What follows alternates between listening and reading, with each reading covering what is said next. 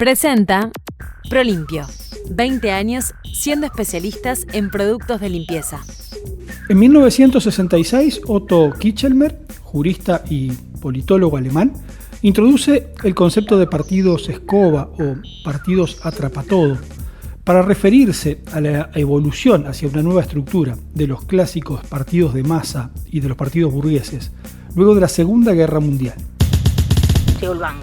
Como su nombre lo indica, este tipo de partidos tiene por cometido principal lograr acaparar a todo el electorado potencial o, en el peor de los casos, mantener su electorado base, agregando nuevos seguidores para poder triunfar en las elecciones. Prolimpio. 20 años siendo especialistas en productos de limpieza. Pero esa característica de partido atrapatodo, de partido que busca conseguir seguidores más allá de la ideología, más allá de los posicionamientos, estuvo siempre subyacente en los partidos fundacionales de nuestro país y se potenció con el crecimiento de las figuras de Berro y Venancio Flores. Tamara Pereira. La inversión de la defensa de intereses respecto a las colectividades políticas que representaban y la historia de estas terminó resquebrajando y desfigurando las identidades de blancos y colorados. Baitam, bienestar natural. A Lorenzo Valle le tocó la tarea de reunificar al Partido Colorado, y su estrategia fue la de darle espacio en su gobierno a cada uno de los sectores en los que se había dividido, otorgándole así poder a sus caudillos. Alejandro Cano. Sin embargo, esta estrategia, lejos de lograr su objetivo, llevó a mayores enfrentamientos entre los propios sectores durante los primeros 2 años de su gobierno, lo que le costó a Valle críticas de quienes lo habían impulsado a la presidencia por el manejo que estaba haciendo de la interna. Cafetín, un producto Tinkers. Pero luego del segundo año de gobierno, y como consecuencia de la forma autoritaria y sectaria en la que los caudillos locales manejaban el poder, los blancos le dieron a los colorados el elemento unificante que no encontraban: la defensa del gobierno, que no era otra cosa que la defensa de su espacio de poder. Gregorio Suárez, Máximo Pérez y Francisco Caraballo eran caudillos locales con una fuerte proyección nacional, que habían estado al lado de Venancio Flores y que desde sus áreas hacían uso y abuso del poder, limitando el accionar de los ciudadanos identificados con el Partido Nacional, quienes eran perseguidos y muchas veces expuestos a vivir situaciones de violencia contra sus bienes, sus familias y contra ellos mismos. Ante esta realidad, los blancos emigraron hacia el litoral del país, estimándose que unos 25.000 ciudadanos cruzaron el Uruguay para exiliarse en Entre Ríos, Santa Fe y Corrientes. Y desde el exilio, a decir de Eduardo Acevedo Díaz, los blancos comprendieron que la única forma de volver al país, no ya a recobrar el poder, sino a reconquistar el derecho de vivir en paz y tranquilidad, era la de la violencia, la del levantamiento armado. Y una vez planteada la eventual contienda, los nacionalistas se dividieron en 2 grandes tendencias sobre quién sería la persona idónea para conducir la revuelta. El sector intelectualista y urbano del Partido Nacional apoyaba al coronel Timoteo Aparicio, un hombre con una gran experiencia en el campo de batalla que había combatido contra la Cruzada Libertadora de Venancio Flores en 1863 y 3 décadas antes contra Fructuoso Rivera en la sublevación de 1836. Mientras que los líderes blancos, apoyados por los jóvenes tradicionalistas del medio rural, se inclinaban porque el movimiento los liderara Anacleto Medina, un hombre que defendió al Partido Colorado hasta la hecatombe de Quinteros, donde cambió de bando por estar en contra de la sublevación de César Díaz. Medina era mucho más cauteloso que Timoteo en la estrategia a plantear, posiblemente porque era consciente de lo complicada y riesgosa que era la empresa en la que se estaba por embarcar. Más allá que la situación política era propicia para el levantamiento. El Partido Colorado estaba sumido en un caos interno. El poder de Lorenzo Valle se limitaba a Montevideo, ya que en el interior quienes hacían y deshacían eran los caudillos locales, cada uno de ellos dueños y señores de sus propios departamentos. Pero la realidad de los blancos no era mucho mejor. Y a las visiones dispares entre quienes veían a Timoteo como el referente y quienes lo hacían por Anacleto, se sumó un nuevo problema. A finales de 1868, Domingo Faustino Sarmiento es elegido presidente de la Argentina, instaurando una política hostil hacia los emigrados uruguayos, no solo porque le creaban problemas diplomáticos, sino porque temía que dieran apoyo a los caudillos levantiscos en Entre Ríos y Corrientes. Así fue que la acción conspirativa se centró en Entre Ríos, donde el gobernador Justo José de Urquiza se mostró más tolerante con los blancos orientales. En 1869 se constituyó en Buenos Aires un comité de guerra de los blancos exiliados con la finalidad de obtener recursos para la revolución. Pero ese comité, que estaba presidido por Eustaquio Tomé y del cual formaban parte Agustín de Bedia, Francisco García Cortinas, Darío Brito del Pino y Martín Aguirre, no tuvo mayor éxito en sus gestiones, pues los hombres que poseían más dinero se negaron a contribuir. Pero el sentimiento seguía estando vivo, y el 4 de marzo de 1870 en la ciudad de Concordia se firmó la llamada Acta de Compromiso, en la que se acuerda la iniciación del movimiento armado, nombrándose como jefe y como segundo al mando del ejército de la reacción a los coroneles Timoteo Aparicio e Inocencio Ventis, quienes al día siguiente, junto a una cuarentena de revolucionarios, cruzan el río Uruguay al sur de la desembocadura del Arapey, desde donde comienzan a hacer circular una proclama que justifica el movimiento y establece sus objetivos. Compatriotas, después de 5 años de persecuciones, ostracismo, de martirio, tomamos las armas respondiendo a vuestros votos inspirados por el sufrimiento de la patria. Lícito es el olvido de los intereses y de los agravios personales, mas no el de los supremos intereses del suelo en el que vivimos la luz. Expoliaciones, asesinatos, la privación total de todos los derechos. Tales son los dones que se han prodigado a todos los hombres de corazón, a todos los buenos patriotas, desde el infausto día que la traición pusiera a la República el yugo de su horrenda dominación. ¡Ay de los vencidos!, exclamaba en un confín a otro de la República cada caudillejo oscuro, cada presidiario transformado, llevando escrito en su divisa roja la absolución anticipada de todos sus desmanes. Por eso 25.000 orientales están fuera de su patria. Por eso las poblaciones antes prósperas, florecientes, languidecen hoy en el silencio de los desiertos.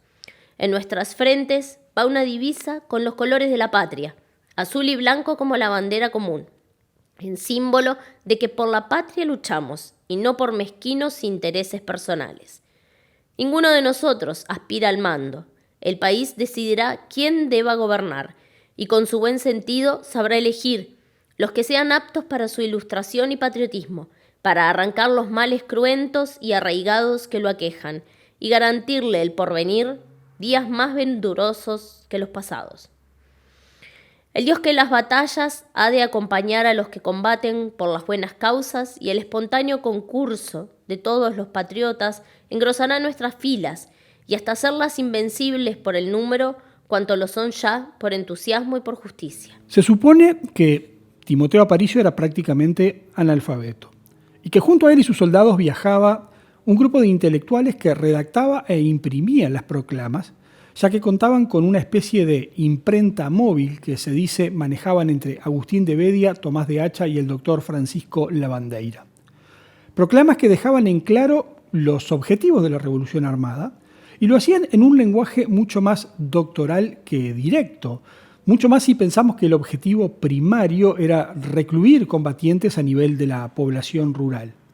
Y que hacía énfasis además en que se buscaba la igualdad política más allá de partidos, centrando los reclamos en un hecho que quedó de lado al momento de dar solución al conflicto, y que vino a resolverse recién 49 años después, como lo fue la elección directa de los gobernantes. El sistema de elecciones indirectas que regía en el Uruguay del siglo XIX había sido acusado de fraudulento prácticamente en todos los procesos electorales, y esa idea le daba argumentos a la revolución de Timoteo para decir que representaban un sentir, ya no de los blancos, sino de todos los que combaten por una buena causa. Timoteo Aparicio, con un ejército de pocos hombres y mal armados, comienza a recorrer el centro del país de oeste a este, hasta que el 10 de agosto de aquel 1870, Anacleto Medina cruza el río Uruguay para desembarcar en la playa de la Graciada y convocar de inmediato, ahí sí, un ejército de otras características. 800 combatientes provenientes de San José se unieron a Medina, que junto a 400 mercenarios tomaron esa ciudad, y desde allí surgieron los refuerzos para que Timoteo Aparicio sitiara Montevideo el 6 de septiembre, con un ejército que ya sumaba 4.000 hombres, derrotara al Goyo Suárez en San Severino. El 19 de septiembre, cuando las fuerzas revolucionarias se imponen a la de Francisco Caraballo en Soriano, en la que sería conocida como la Batalla de Corralito, Caraballo y Timoteo Aparicio mantienen una entrevista con el fin de lograr un armisticio que no pudo concretarse. El 26 de octubre, los revolucionarios vuelven a sitiar Montevideo, esta vez con más de 5.000 hombres. Y el 29 de noviembre toman la fortaleza del Cerro, librándose ese día, además, el combate de la Unión, donde no hubo un vencedor claro, pero que permitió al presidente Valle expresar públicamente que solo había encontrado gente suelta, sin organización de ninguna especie, y que fundamentalmente se trataba de jóvenes de la capital. La prensa gubernista trataba a Timoteo Aparicio como el caudillo oscuro, literal y metafóricamente hablando, ya que a nivel de la aristocracia montevideana se despreciaba al líder revolucionario por ser mulato y analfabeto. Timoteo Aparicio mantuvo el segundo sitio a Montevideo hasta el 16 de diciembre y allí la historia comenzaría a cambiar. Gregorio Suárez avanzaba desde el norte en auxilio de la capital y Timoteo Aparicio, enterado de esto, fue a su encuentro con un potencial de hombres que debería derrotar fácilmente al ejército del Goyo. Pero Suárez logró escapar en la noche en lo que se considera una hazaña militar y logró adentrarse rumbo a Montevideo, donde junto a las fuerzas gubernistas de la capital enfrenta a los revolucionarios en la batalla de Sauce. El 25 de diciembre de 1870, Suárez derrotó a Aparicio en Sauce. Y las bajas revolucionarias no fueron solamente importantes en el combate, sino que además el Goyo manda a degollar a más de 600 combatientes, obligando a los sobrevivientes a marchar hacia el norte y protagonizando así uno de los hechos más sangrientos de las guerras civiles de nuestro país. Los blancos se refugian en Durazno y desde allí intentan reorganizar sus fuerzas. El presidente Lorenzo Valle sustituye al Goyo Suárez en la jefatura de las fuerzas gubernistas debido a la crueldad de los actos cometidos, ocupando su cargo el general Enrique Castro. Castro derrota a los revolucionarios el 17 de junio de 1871 en la batalla de Manantiales, en el departamento de Colonia. Previo a ese hecho, Anacleto Medina, con sus 83 años de edad, deja constancia que no estaba de acuerdo con ir al combate y le hace saber al general Timoteo Aparicio que esta sería la última batalla que pelearía bajo su mando. Precisamente en ella Medina fue lanceado hasta morir y su cadáver vejado en el campo de batalla.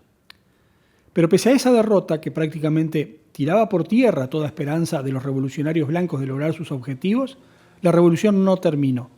Los levantamientos se repetían en todo el país, incluso algunos de ellos, como el combate del Paso de los Loros en Arroyo Grande, significó la baja de altos jerarcas del gobierno, tal el caso del coronel Gil Aguirre. Sin embargo, esto no representó un avance para las fuerzas revolucionarias. Cuando vengas a Prolimpio, llévate la oferta del mes. Limpia baños, medio litro con gatillo, 89 pesos. Viví la experiencia Prolimpio en Montevideo, Avenida Italia y Mataojo. Agraciada Casi Carlos María Ramírez, 8 de octubre y Pernas. Prolimpio, 20 años siendo especialistas en productos de limpieza. La paz representaba una necesidad económica y social. Eso llevó a que se buscara la mediación del gobierno argentino para llegar a un acuerdo, el que se firmó el 22 de febrero de 1872, luego de varias idas y venidas, entre Andrés Lamas en representación del gobierno y Timoteo Aparicio en nombre de los revolucionarios. Ese acuerdo se logró en base a una amnistía general, a asegurar la realización de elecciones con garantías de limpieza y a la provisión de jefes políticos en 6 de los 13 departamentos con ciudadanos que por su moderación y demás cualidades personales ofrezcan a todos las más serias y eficaces garantías. Pero el presidente Lorenzo Valle declaró que Andrés Lama se ultrapasó en sus atribuciones y lo destituyó y anuló el pacto. Estar bien es sentirse bien. Sentirse bien naturalmente. Jabones, cremas y macerados para cada necesidad. Baitam, bienestar natural. Seguinos en @baitam-bienestar. El 1 de marzo de 1872, Lorenzo Valle culmina su mandato y entrega el poder al presidente del Senado, Tomás Gomenzoro, quien reanudó las conversaciones con los sublevados, logrando el acuerdo conocido como la Paz de Abril, el que, sobre lo acordado entre Lamas y Aparicio, el gobierno concedió verbalmente a los blancos las jefaturas de 4 departamentos. Cerro Largo, que entonces incluía lo que hoy es 33, Florida, Canelones y San José, que incluía lo que hoy es Flores. Si un café nos une, un cafetín nos abraza. Cafetín. Granos de especialidad tostados en el centro Tinkers, donde potenciamos la empleabilidad de personas con discapacidades. Cafetín. Inclusivo, orgánico, social. Conocelo, abrazalo y pedilo en cafetín.org. Cafetín, un producto Tinkers.